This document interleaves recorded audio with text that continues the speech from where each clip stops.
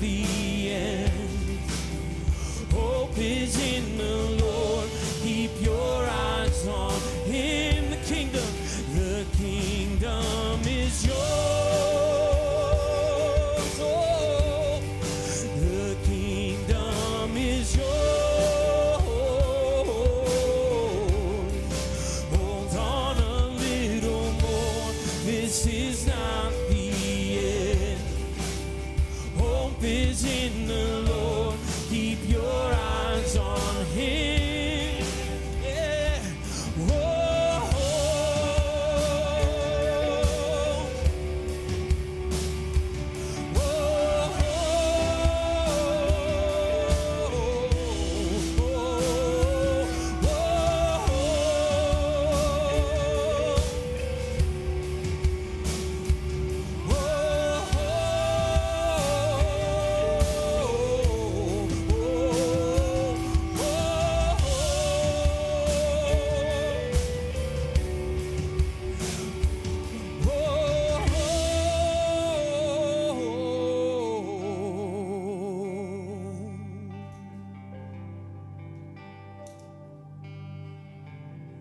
Come on, sing this together. And blessed are the ones who suffer violence and still have strength to love their enemies. Blessed is the faith of those who persevere.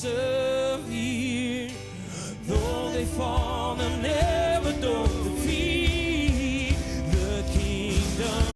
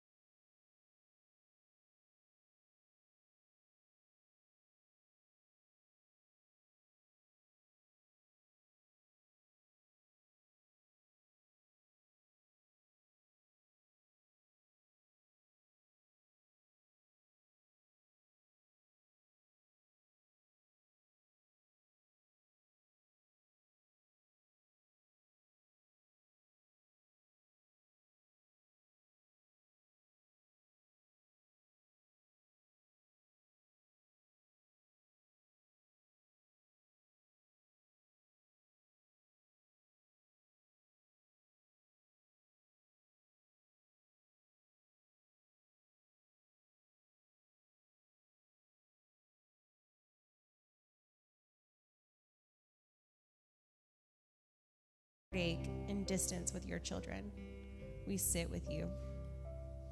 To those who have lost their mothers this year, we grieve with you. To those who experienced abuse at the hands of your own mother, we acknowledge your experience. To those who have lived through driving tests, medical tests, and the overall testing of motherhood, we are better for having you in our midst. To those who have aborted children, we remember them and you on this day. To those who are single and long to be married and mothering your own children, we mourn that life has not turned out the way you longed it to be. To those who step-parent, we walk with you on these complex paths. To those who have envisioned lavishing love on grandchildren, yet that dream is not to be, we grieve with you. To those who will have emptier nests in the upcoming year, we grieve and we rejoice with you.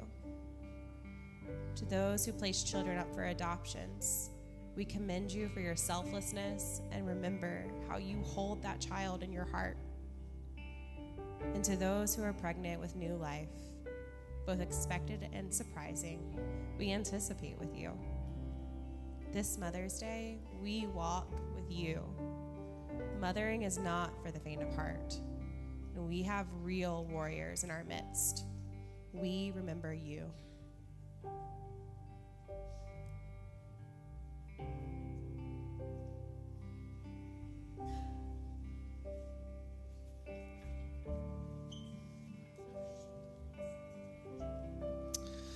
Man, that's one of the things, you guys can have a seat. That's one of the things that I love about the Watershed community is if you are a mom, we want to wish you a happy Mother's Day.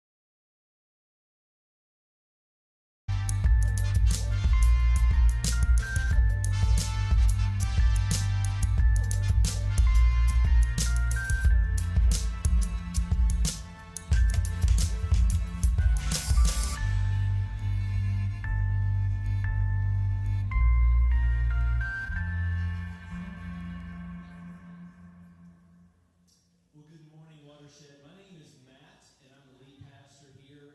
And obviously, this morning is a little different than many of the mornings that you experience when you arrive here. If you're brand new, we don't do this every weekend, but the weekends that we do it, this conversation. And so a couple of things. This morning, you're going to hear some dialogue around, all right, what do we do with this? How do we make sense of this? And then also, next Sunday, we're going to take it another layer into it. And then immediately following next Sunday, we're going to do something we've never done here before at Watershed. We're going to have something of a town hall meeting. Because probably this is going to raise questions. There might be observations. And then there's some things that sort of more at the granular level of Watershed that as much as we'd like to talk about them here on a Sunday morning, it might make sense for there to be more of a dialogue-driven environment. And so we're going to give you the opportunity to opt into that. We're going to try to take it or kind of pare down next weekend as much as we can so that we have a little extra time to come back to. I'll give you more directions next weekend around that. This series, these 2 weekends, your voice has helped us shape this series. And one of the ways it's helped shape it is there was a particular metaphor that someone started to describe in terms of their experience here. Our staff looked at this metaphor and said, oh my gosh, this is worth sharing to our community. And I could explain the metaphor, but instead of me telling you about this, I thought you might want to hear it from this person themselves. Take a listen. When I think about Watershed, I think of unique. I think that Watershed values love more than doctrine or theology. It's one of the number one reasons that I'm connected with and participate with Watershed is to be part of a community and living life and navigating this crazy world. I'm Jeff Royal, and I've been at Watershed for about 3 years. If I have any qualifications for a spiritual community, I think affirming would be the top of the list, and Charlotte fits that. And then, of course, from that is loving. Sometimes when I talk about Watershed to non-church people, I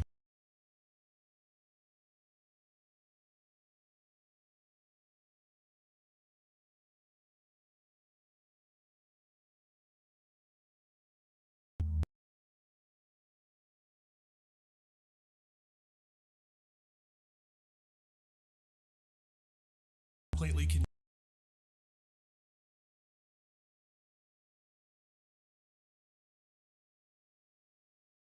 looking for a better version.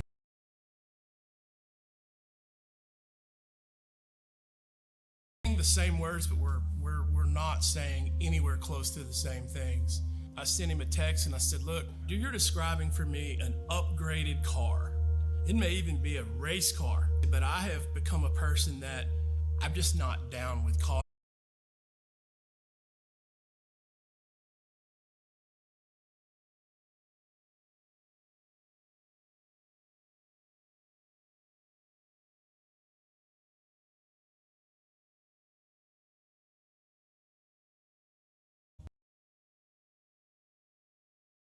Progress.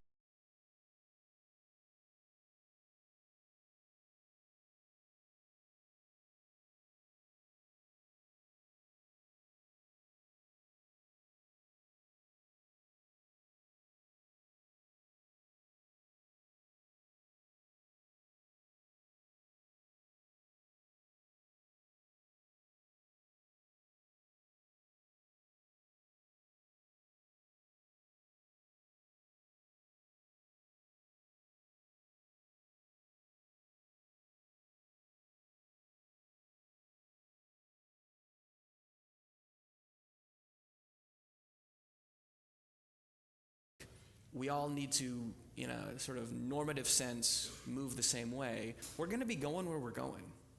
And sometimes that's as simple as like you're going to go to work, you're going to go to school, you're going to go, hang out with your friends, you're going to go on vacation, you're going to go places, both literally and metaphorically.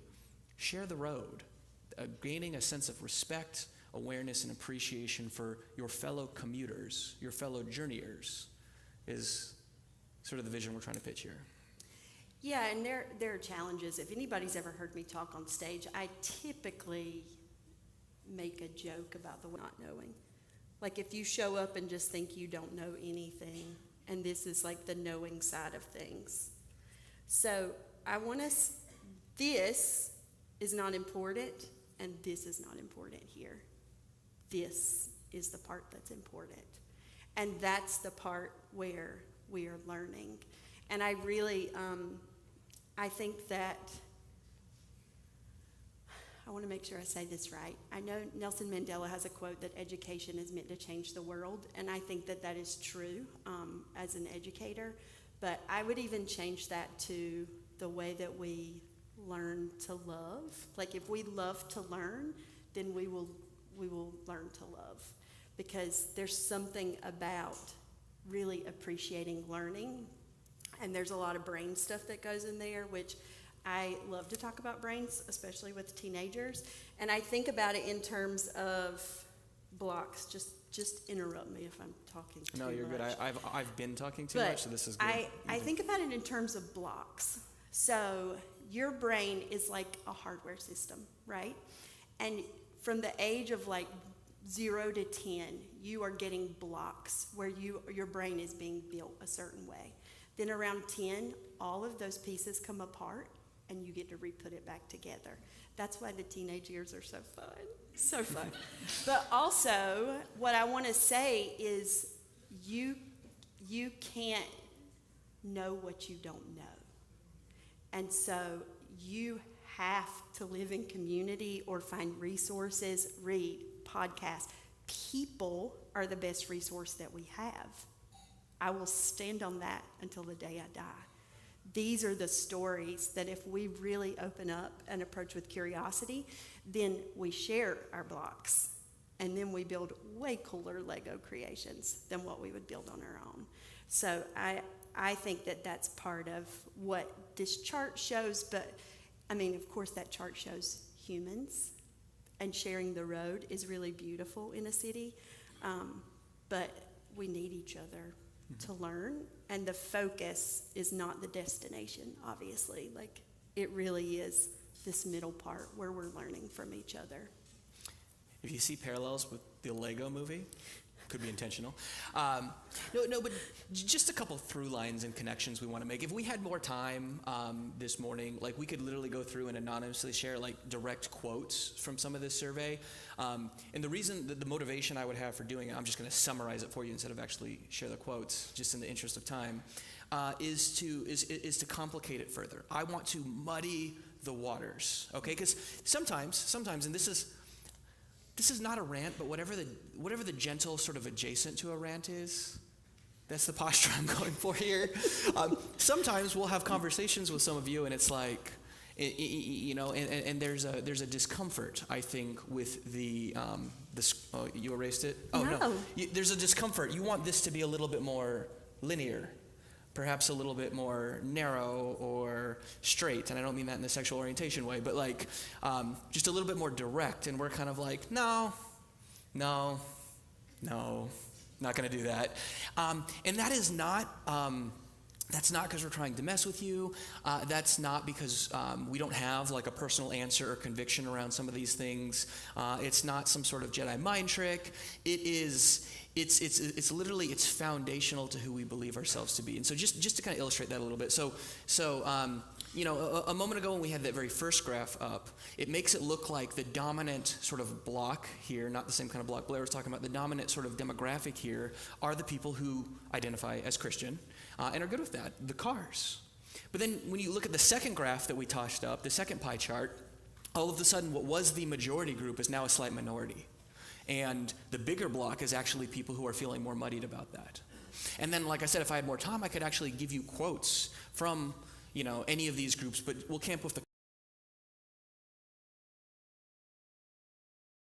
your self-identification as Christian and good with that, where you also tied to that terms like agnostic or atheist.